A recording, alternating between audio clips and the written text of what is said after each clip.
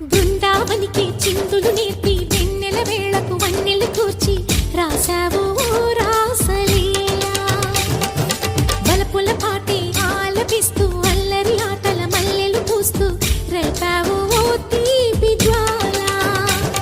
ఒక పక్కన రక్కసి మూకలతో సమరాలను